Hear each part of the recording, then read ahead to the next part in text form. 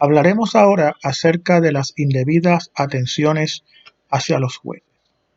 Los abogados deben evitar las marcadas atenciones y la hospitalidad inusitada hacia los jueces.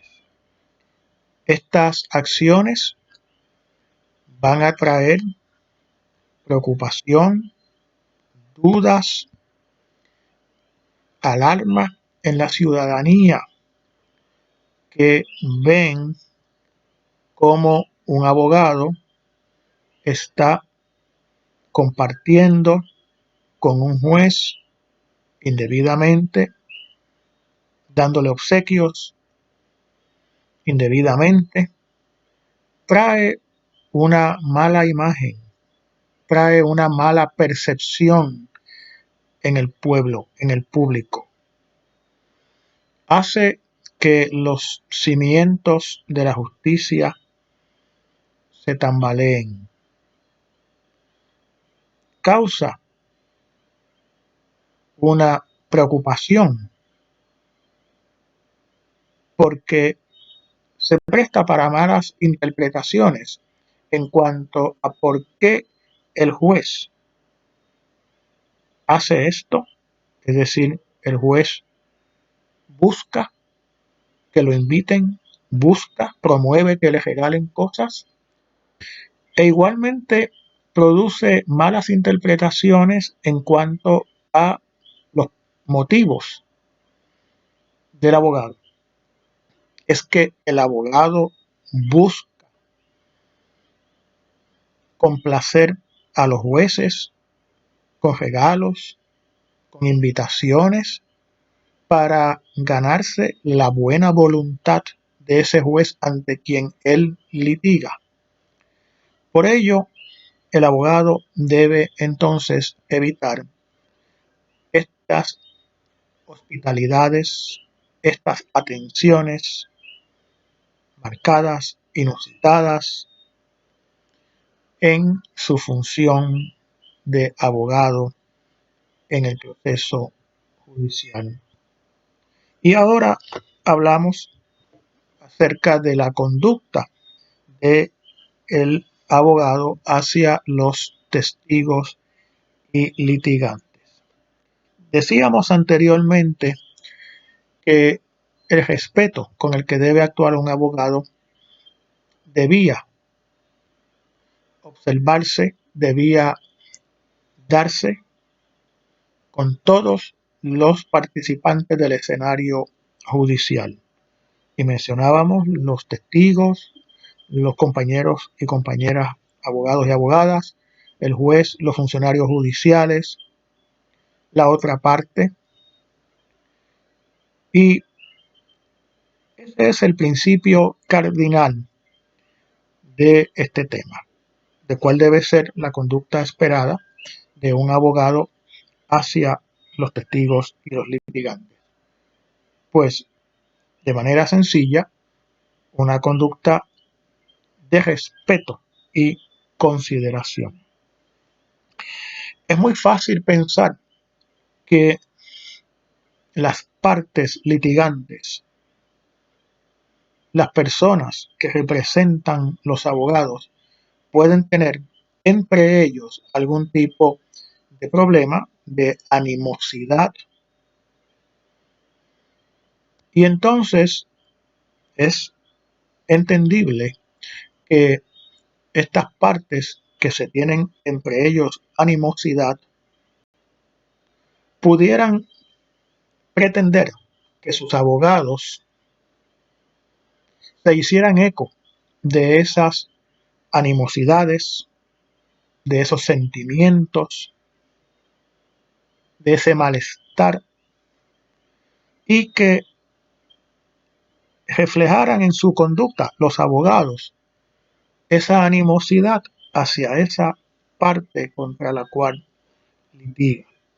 El abogado no puede permitir eso. El abogado no puede permitir que el abogado se convierta en un instrumento del cliente para canalizar la animosidad que tiene ese cliente contra la otra parte.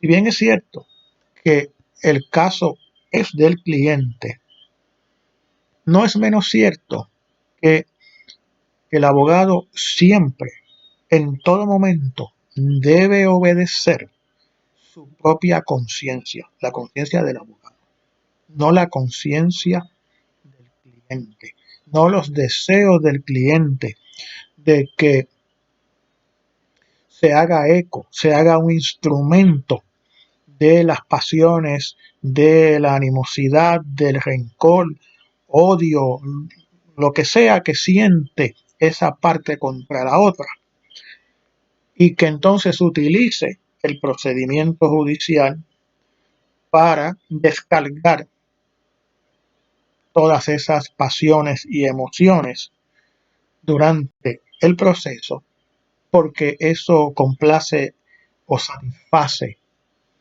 a su cliente. No importa la animosidad que pueda tener nuestro cliente, nuestra obligación es comportarnos con respeto, con consideración hacia todos los participantes del proceso judicial. Hacia los jurados, la conducta del abogado debe ser una conducta totalmente íntegra y de honestidad, de honradez. Por ejemplo, el abogado no debe en ningún momento halagar o adular a los jurados. No debe de ninguna manera, por supuesto, hacerles regalos o favores, ni a ellos ni a sus familiares. Dentro de lo que el abogado no puede hacer con relación a los jurados está en no hacer sugerencias al alcance de los oídos de los jurados en cuanto a la comodidad o conveniencia de ellos. Por ejemplo, pues el abogado no se dirige a ellos, pero dirigiéndose a otra persona en la sala, habla en un tono elevado, alto, que sin duda alguna lo van a escuchar los jurados, y hace algún comentario sin estarse dirigiendo directamente a los jurados acerca de la comodidad, cuán cómodas, por ejemplo, pueden ser las butacas en las que están sentados, algo que comenta diciendo que, bueno, pues deberían haber o tener unas butacas más cómodas, y está seguro que eso lo van a escuchar los jurados. Pero él no se lo dijo a los jurados. Ese tipo de conducta pues tampoco es permisible. Los abogados no deben comunicarse con los miembros del jurado sobre los casos en los que el abogado está eh, trabajando en el tribunal, está representando a una persona. Obviamente tampoco pueden comunicarse con los mismos jurados sobre otro caso en los que los jurados están participando, aunque el abogado no sea el abogado que está llevando el caso, para hacerle algún tipo de expresión o intentar convencerlos o persuadirlos de algo. Sería igualmente impropio. Pero quiero ahora referirme al caso que lleva el abogado, y esta prohibición se extiende a asuntos extraños al caso. Es decir, la prohibición de comunicarse con ellos incluye hablar sobre el caso, y también incluye hablar sobre cosas que no tienen nada que ver con el caso. De la única forma que podrían hablar los abogados con un jurado sobre un asunto que no tiene nada que ver con el caso sería con permiso del tribunal. ¿Qué sucede una vez el caso ha terminado? Pues el abogado no puede tampoco comunicarse con eh, un jurado o sus familiares en torno al caso, excepto, hay una excepción solamente, si es para investigar si existe algún motivo por el cual se pudiera impugnar el veredicto. Pudiese ser que el abogado tenga alguna información de que ha habido algún tipo de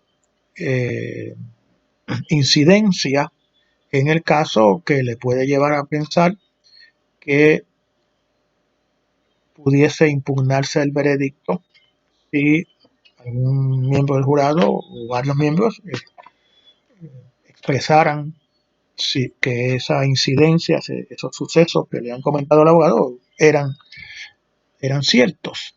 Pues el abogado, para hacer ese acercamiento a ese jurado y preguntarle si hay algún motivo legal válido para impugnar el veredicto, necesita el permiso del tribunal igualmente. Finalmente, en cuanto a este tema de la honestidad, la honradez, la sinceridad, la integridad con la que debe actuar un abogado hacia el jurado, quiero destacar que desde un punto de vista del código de ética, el abogado no debe ofrecer durante un proceso judicial en el que hay un jurado, no debe ofrecer evidencia claramente inadmisible con el propósito deliberado de influir en el jurado. Aunque entonces, con toda seguridad, desde luego, se va a declarar inadmisible,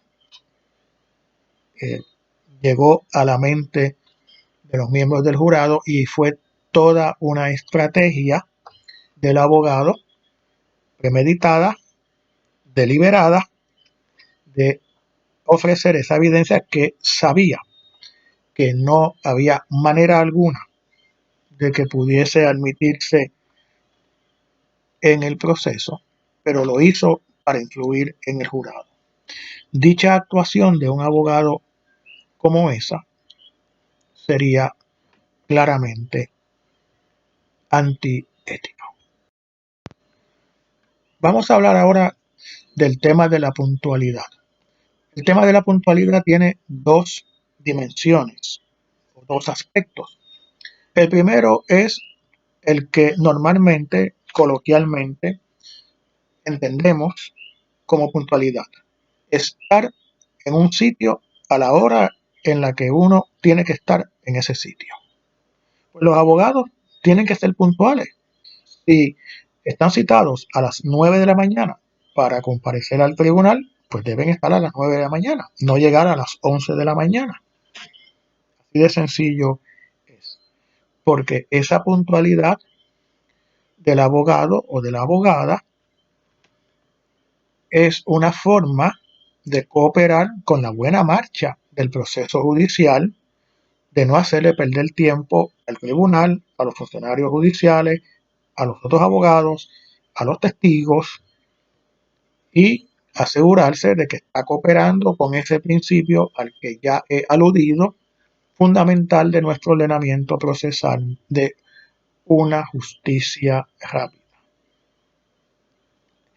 La segunda connotación que tiene el concepto de puntualidad desde una perspectiva ética es la de evitar dilaciones y suspensiones en la litigación. Solo debe un abogado solicitar suspensiones cuando están debidamente justificadas, hay motivos poderosos e indispensables para proteger los intereses y los derechos fundamentales y sustanciales de su cliente, para entonces así hacerlo. Así que es importante que las dos dimensiones del concepto suspensión estén siempre presentes en la mente del abogado.